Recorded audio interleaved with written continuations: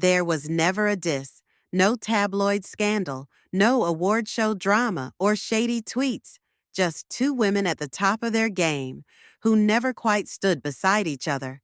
Beyoncé and Alicia Keys, two names that defined the soul of the early 2000s, two young black women dominating charts, captivating audiences, rewriting the rules of R&B, and yet, for over 2 decades, they've existed like planets in the same universe, orbiting, never colliding. No joint performance, no shared anthem, no moment that ever united their magic. And in a world obsessed with collabs, in an industry that thrives on orchestrated sisterhood, the absence is loud, too loud to ignore. Let's go back to where it began. The early 2000s weren't just a golden age for R&B. They were a battleground for what R&B could be. And leading that charge were two women with very different weapons. Beyoncé, stepping out from Destiny's Child, had been primed for solo stardom since childhood. Her father, Matthew Knowles, was more than a manager. He was the architect of her rise. Her image, flawless, her performances, choreographed to perfection. Her brand, calculated, polished, explosive. She wasn't just a singer, she was a show, a business. Then came Alicia Keys, the antithesis of the pop machine, a classical pianist, a songwriter, a woman in cornrows and Timbs who played her own melodies and poured her pain through the keys. She didn't dance, she didn't shimmy. She sat and she sang, and the world listened. Two women, two visions, and the world wanted to watch them clash, not because they had beef, but because society still struggles to let two black women be great at the same time. One had to be the better vocalist, the real artist, the authentic one, the icon.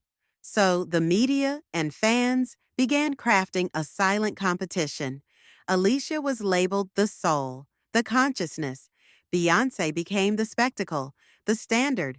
One played piano, the other played stadiums. One sang about diary entries, the other turned betrayal into anthems. They were both brilliant, but in opposite directions. And in a culture where duality is rarely celebrated, the silence between them only added fuel. They were never seen together. No cute red carpet selfies, no surprise duets, no Grammy stage moments. In the age of social media alliances and curated female empowerment, there was nothing. And maybe that was by design. Because while Beyoncé's team operated like a Fortune 500 company, each move tightly choreographed, each appearance feeding the brand, Alicia took a different path. She never chased the lights. She wasn't trying to dominate pop culture. She just wanted to make music, to feel something, to say something real. And when two empires are built on such different ground, sometimes the bridges just aren't meant to hold. As the 2000s unfolded, both women kept winning, but in very different ways. Beyoncé began her ascent to cultural supremacy.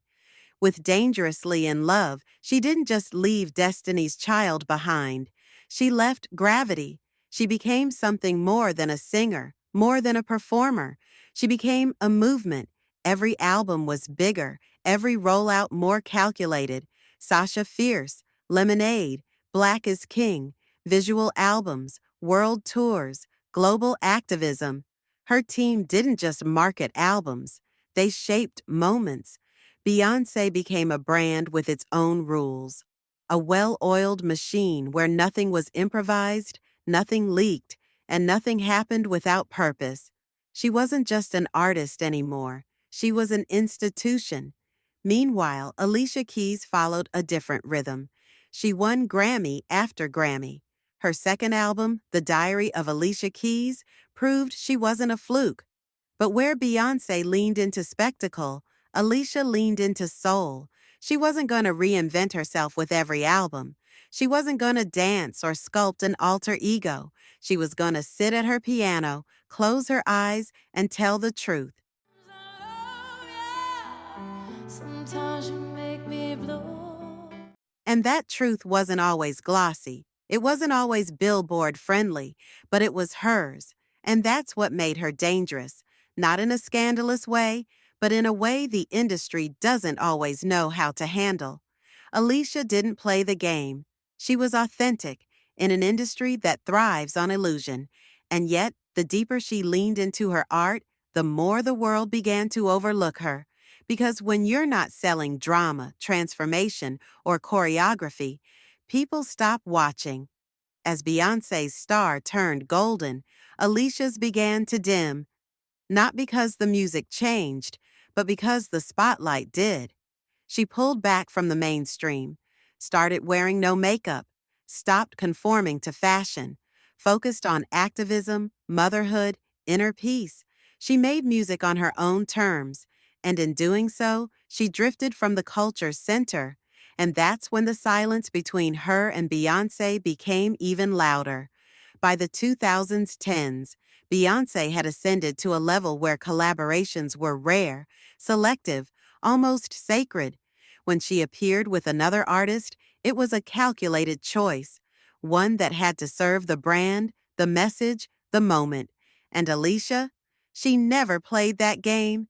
She didn't fit into Beyoncé's meticulously managed ecosystem, not because she wasn't talented enough, but because her energy couldn't be managed. And so, the opportunity for collaboration slowly evaporated. No shared stage, no iconic duet, no mutual tribute. In a decade of legendary women uniting in the name of empowerment, these two giants of R&B remained strangers on paper. And fans began to wonder, was this just coincidence or something more? By the time Beyoncé had become a living legend, a name uttered with reverence, a brand impossible to ignore, Alicia Keys had become something else entirely, a woman who chose peace over popularity, authenticity over acclaim, depth over dominance. And in that choice, a quiet message echoed through the industry and through their absence from each other's lives. Because this wasn't a feud. There was no betrayal, no jealousy, no scandal. But still, there was distance. And in that distance, a truth began to form. A truth about what the industry does to women who refuse to be molded. Beyoncé's rise was rooted in control. She built her name by mastering every move, every image, every note. There is power in that, and undeniable brilliance. But it came with sacrifice. Every aspect of her career was curated. There was no room for randomness, for rawness, for mess. Alicia, she was the mess, the beautiful, honest kind. She didn't perfect the performance. She surrendered to the moment. She didn't chase the crown. She built a room where she didn't need one. And perhaps that's why their paths never crossed. Not because of animosity, but because the industry can't handle two different queens unless one of them steps down. There's a silent pressure placed on Black women in music to either fit the mold or be forgotten, to either dazzle or disappear, to either play along or be left behind. And when two Black women rise at the same time in the same genre, comparisons are inevitable.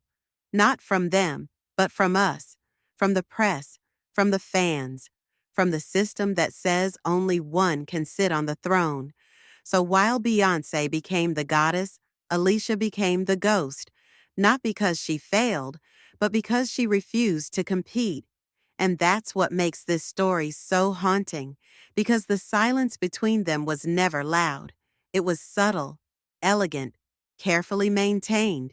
But in an industry where silence is rarely innocent, we can't ignore what it might represent. Two artists who could have made magic. A voice like Beyoncé's melting into Alicia's piano? That's not just a song, that's history. But we never got it.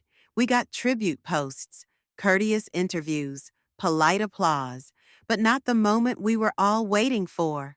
And maybe, in a world where everything is manufactured, their silence was the most honest thing of all. Because sometimes, two empires aren't built to connect. Sometimes, two queens don't share a castle.